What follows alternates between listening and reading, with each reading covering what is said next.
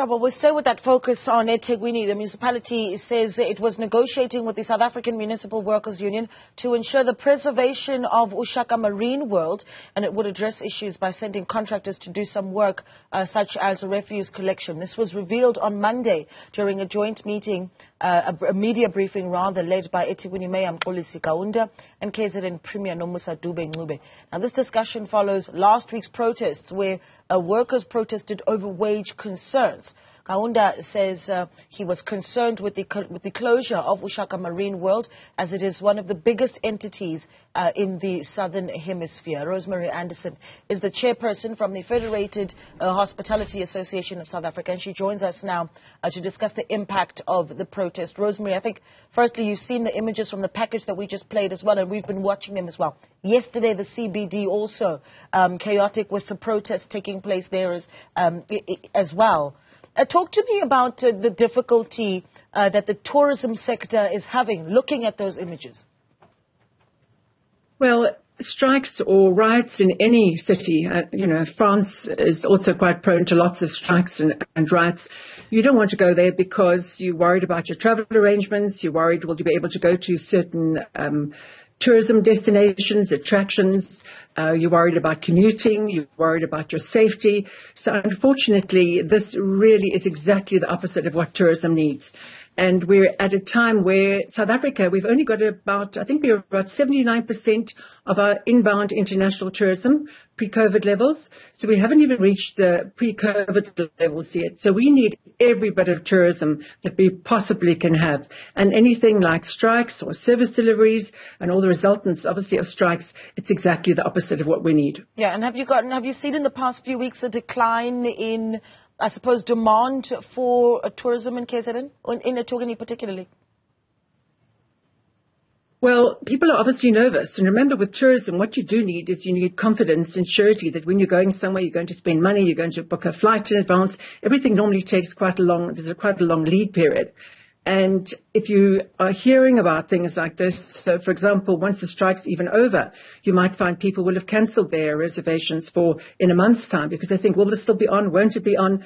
So it's really detrimental to tourism. And obviously one can't get involved in the merits of the strike, but all I can say that really it is very, very damaging to tourism. And South Africa, as it is, we've got lots of other things we've got to worry about in tourism, from service deliveries, lack of bulk services in many areas, water, sanitation, electricity. So this is really very, very unwelcome at this time. Also, we're moving into Easter shortly. Easter is normally a bumper period for KZN, for Durban. You know, Durban has got the most wonderful weather in the world. 365 days of the year, you can really enjoy yourself there. The most magnificent beaches, beautiful promenade. And we really want our local South Africans and international tourists to really enjoy it. But obviously, if they're concerned that things might damage their stay, then obviously they will maybe make the decision not to go. Yeah. What is the state of uShaka Marine World as we speak? I can't tell you the exact state as of this morning, but obviously they haven't been open, and a lot of other tourism destinations are also scared about possible spilling over into the areas. It creates uncertainty, and uncertainty is what the real problem is. Yeah, so what would you like to see take place here? I mean, we're talking about refuse collection being an issue, so one can imagine just the smell in parts of the city, in various areas like Hillcrest, Embo, Marion Ridge, Nduzuma, Inanda. I mean, the list goes on of areas that have been impacted. So what would you like to see here? And then describe that for us. I mean, physically, what that looks like. Well, hospitality is extremely resilient. That's one thing about our industry. We really make a plan. And we obviously through COVID and also many service delivery problems we've had, many of us are totally self-reliant with regards to water, removing our own refuse, electricity. So hospitality is carrying on as is. Hotels, accommodation, service providers like that, restaurants, all carrying on as is because they're all making a plan, because obviously it's our livelihoods, we have to. But obviously they can't control all of the refuse lying around in different areas. And that is something that is out of hospitality's control. And we really, really hope that everyone comes together and then something is sorted out, because this basically just damages job creation. It damages the economy. It damages our reputation. It's exactly the opposite of what we need. Yeah, of course, there's also going to be the issue around the storm and certainly the inclement weather that KZN and eThekwini has been having. A warning coming out this morning as well. Concern for you? Yes, anything like that is negative. So we hope that it won't be as bad as what they're actually predicting, and that we can continue doing what we do best in hospitality, and that's make people very happy, make dreams come true, create lots of economic opportunities, create lots of jobs. If I can just get a bit in here, I know we are talking about Durban at the moment, but tourism, especially international inbound tourism, is our biggest way we can actually increase forex at the moment. And that's something we really need in South Africa, is forex.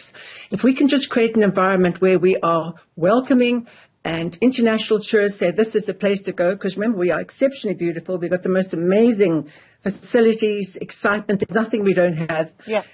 We really could create millions of new jobs in South Africa through tourism. We are actually the silver bullet to creating millions of new jobs in South Africa. So how is it that your organization, the Federated Hospitality Association of South Africa, is engaging then the role players in just some of the uproar that we're seeing, whether it be the municipality or the Municipal Workers Union, if at all? So we're obviously not getting involved at all in any strike situation, because that's obviously something totally out of our mandate.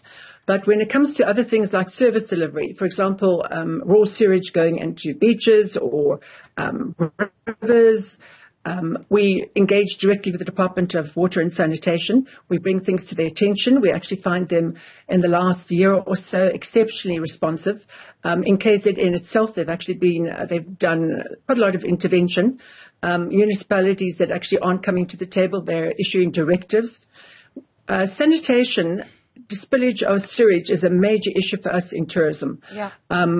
So many beautiful spots either on rivers, on dams, on the coast.